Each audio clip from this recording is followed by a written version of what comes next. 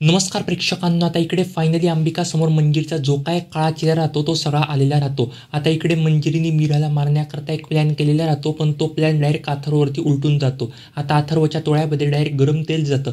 आता इकडे अंबिका डायरेक्टच मंजिरीच्या कानाखाली वाजवते, तिचा चांगला सूड काढते. नेमकं काय होतं संपूर्ण अपडेट जाणून घेऊया.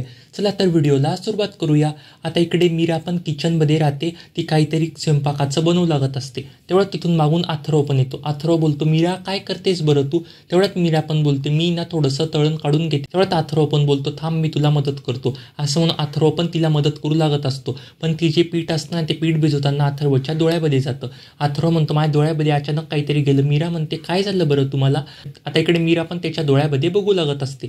आता मात्र इकडे सीन चेंज होतात. इकडे मंजिरी ह्याच विचारामध्ये पडलेली राहते. आता फक्त थोडा वेळ, आता थोड्या वेळामध्ये त्या मीराचा जीव जाणार आहे. आता थोड्या वेळामध्ये वरून तो फुगा डायरेक्टच खाली त्या तेलामध्ये उकळत्या पडेल आणि तो सगळं मीराच्या अंगावरती जाईल आणि मीराचं असं अंग असं जळजळायला लागेल आणि त्याच्यामध्ये मी असं टाकलंय ना, त्याच्याने डायरेक्टच तिचा जीव जाईल. तिकडे अंबिका पण त्या मायाचा पाठलाग करू लागत असते. आता अंबिकाला प्रचंड तिच्यावरती डाऊट आलेला राहतो. आता अंबिकाला कळून चुकलेलं राहतं, या सगळ्या कट कारस्थानामध्ये काही ना काहीतरी वेगळं व्यक्ती सामील आहे. ही फक्त माया असे कट कारस्थान एकटी करू शकणार नाही, कोणतरी घरातलं व्यक्ती पण या सगळ्या कट कारस्थानामध्ये सामील आहे. आता इकडे माया स्वतःशीच बडबडत म्हणू लागत असते, हे सगळं मंजिरी मॅडम काय करताय बरं? मीराला मारण्यासाठी यांचा काय प्लॅन आहे बरं? मला का बरं यांनी घराच्या बाहेर पाठवलं नाही? म्हणजे मी घरात असते तर मी त्या मीराला मारून टाकला असता, आम्ही दोघांनी मिळून काहीतरी प्लॅन केला असता. पण मी घराच्या बाहेर पडून एकट्याच तिथे काय करणार आहे बरं? त्यांनी प्रेक्षकांना अंबिकाला ऐकू एकदम मोठा असा धक्का लागतो. अंबिका बोलते, काय म्हणजे आई या सगळ्या कटकारस्थानामध्ये सामील होत्या, म्हणजे तिकडे मीराचा जीव धोक्यामध्ये. असं म्हणून आता मीराकडे पण ती अंबिका पोचलेली राहते.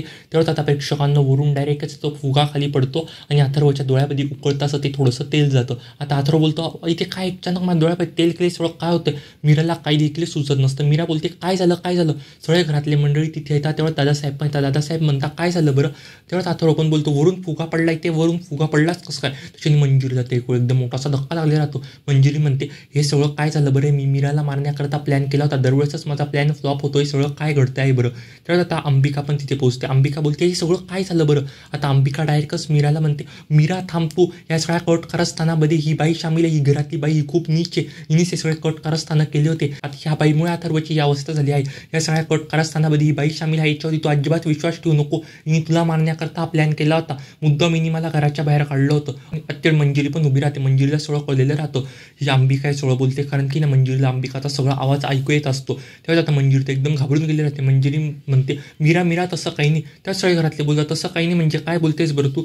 आता चला लवकर आपण ना हॉलमध्ये अथर्वला घेऊन जाऊ, डॉक्टरांना बोलू, असं तिने मंजिरीविषयी पलटून बोलू लागत असते. अंबिका आहे ना त्या अथर्वला डायरेक्ट बरं करते जादूनी प्रेक्षकांना, कारण की शिवनाथने अशी एक जादू दिली राहते आणि तिला त्याच्याने कोणाला पण काही त्रास झाला काय झालं तर ती ते नीट करू शकते आणि अथर्व एकदम त्याच्यातनं नीट होऊन जातो. आता इकडे ना मीराला पण एक वेळ एकदम मोठासा धक्का लागलेला राहतो. या सगळ्या कटकारस्थानामध्ये मंजिरी तिला अजिबातच वाटत नसतं. ती म्हणते, हे सगळ्या कटकारस्थानामध्ये ही बाई सामील असली, असं काय बोलतेस बरं अंबिका ताई तू? तेवढ्यात ती पण म्हणते, आता इकडे मी मायाचा पाठलाग करत होते, मी मायाच्या तोंडून जे काही सगळं सत्य आहे ते ऐकलंय.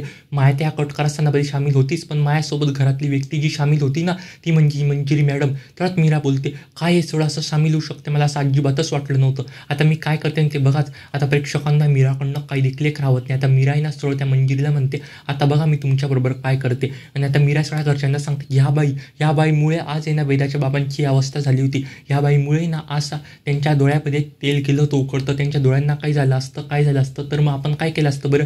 या सगळ्या कट कारस्थानामध्ये ही नीच बाई सामील होती. तेव्हा ती मंजिरी पण बोलते, हे सगळं काय बोलतेस बरं मीरा तू? तेव्हा ती मीरा पण बोलते, तुम्ही ना उगाच साजूकपणाचं आळ अजिबातच घेऊ नका, मला तुमचा सगळा खरा चेहरा कळलाय. आता तरी तुम्ही हे नाटकं बंद करा. ती मायाचं मी एक वेळ समजू शकते, माया सगळ्या कट कारस्थानामध्ये सामील असू शकते, पण तुम्ही मॅडम असं करायला मला असं अजिबातच वाटलं नव्हतं. तेव्हा आता माया पण घरी येते. मायाला तर ते सगळं काय होतं काही देखील एक माहीत नसतं. तेव्हा माया बोलते, काय झालं बरं ताई तू? असं मुद्दामच ती बोलू लागत असते.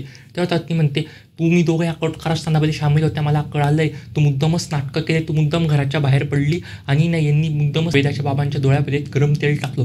तेव्हा आता तिकडे अंबिका पण अंबिका म्हणते, त्या दोघांना अजिबातच आपण सोडायचं नाही. आता प्रेक्षकांना अंबिका अशी जादू करते आणि त्याच्यानी मंजिरीची जी काही जादू राहते ती सगळी फ्लॉप होऊन जाते आणि मंजिरी एकदमच अशी घाबरून जाते. मंजिरी ना डायरेक्ट अशी कैद होऊन जाते. मंजिरीची डायरेक्ट ह्या घरात अशी हकलपट्टी होताना आपल्याला बघायला मिळणार आहे. आता दादासाहेबांना पण एक एकदम मोठा धक्का लागलेला राहतो, कारण की दादासाहेबांचा पूर्णपणे विश्वास पटलेला राहतो मीराच्या बोलण्यावर. त्याच्यावरती. आता मालिकेत नेमकं पुढे काय होते पाहणं तर फारच रंजक ठरणार. तुम्हाला काय वाटतं? तुला जपणारे या मालिकेमध्ये नवनवीन पुढे काय ट्विस्ट येईल ते कमेंट करून सांगायला अजिबातच विसरू नका. अशाच मालिकेच्या डेली अपडेटसाठी आपल्या ह्या चॅनेलला आता सबस्क्राईब करा. धन्यवाद.